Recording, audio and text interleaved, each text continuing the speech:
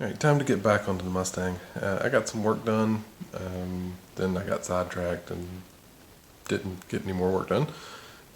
So the lighting's pretty bad, but the cradle has been in there, all the bushings are in, but I dropped it again because I needed to drop the gas tank. So somewhere, I think I've got some video of redoing the knuckles. If I've got that video, I'll try to post it in here and do a little time lapse of rebuilding them. I don't have a lot of other video from the other work I've done, but the cradle's been in, dropped the gas tank. The gas tank was full of bad gas. So I've got a new gas tank up there that's assembled, ready to go. It's got a nice new fuel pump. Everything's fresh and new in there. What else have I done? Let's see. I don't know if you can see, but I've got the new rear bumper support on there. Shed a little weight. The other one's over there against the wall, the factory one. I've got my handy list of to-dos here. So I need to redo one of the brake lines. I'll try to get some pictures, but the way the brake line, the way the brake line comes in on the 96 car anyway, from the front it ran to the back to the far caliper on that side, and it had a weird Y fitting, and then had one line that came back over to the driver's side. The Cobra setup doesn't work that way. It expects to have two separate lines. So from where the line comes back, I put a T fitting and shoot one over to the passenger side and one over to this side. Something's wrong with the flare on the passenger side, so I need to remake that line. And it's kind of a complex bend, but anyway, so that's first on the list. Next is the diff cooler. So I've got a big fancy diff cooler with a fan and all of that stuff, but it's too big and bulky. I can't find a good place to mount it. The only place I could think to mount it was in the trunk. So gonna do something different. I've got this one. It's smaller. I think I can tuck it under the bumper cover, and I think it will be fine for what I need. I've got the fluid pump somewhere that's small enough to mount back there under the diff cover as well. Got a relay.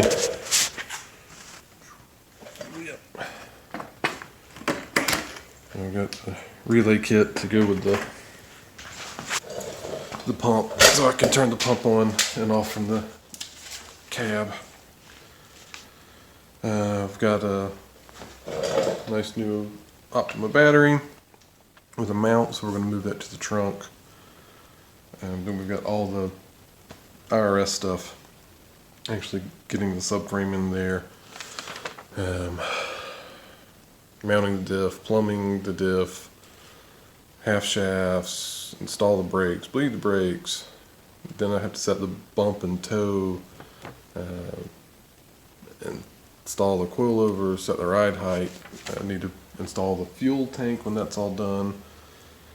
And then optionally, I've got a different transmission that I might put in here. I need to get some exhaust ordered. Right now, the car's got sort of a homemade side exit exhaust. Not my favorite. It's a little loud. I had a problem with it actually coming loose at the track, so I'm going to put I think probably just a factory exit setup on there. I'm not sure what brand. And that's the bulk of it anyway. That should get it running, and do some fluid changes and go from there.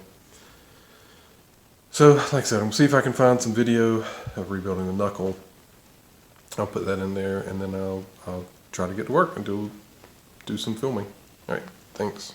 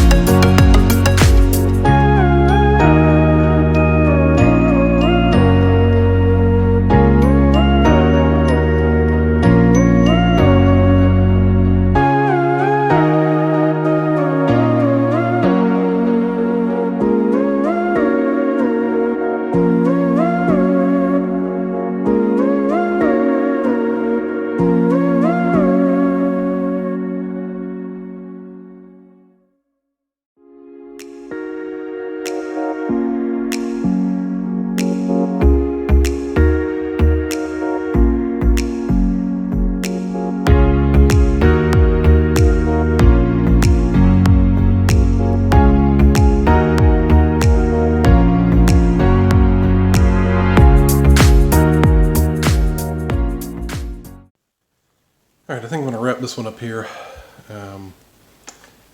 I tried reusing that copper line or whatever it is, the cheap brake line. It doesn't flare very well. So I used a little better cheap brake line, and that flares a lot better. I'll put some links below for all the bits and pieces I use to make the brake lines and the T's and all that stuff. Next time, looking at my list, I think we'll try to tackle the diff cooler, because I want to get that installed before putting in the fuel tank and everything. So, all right, see you in the next one.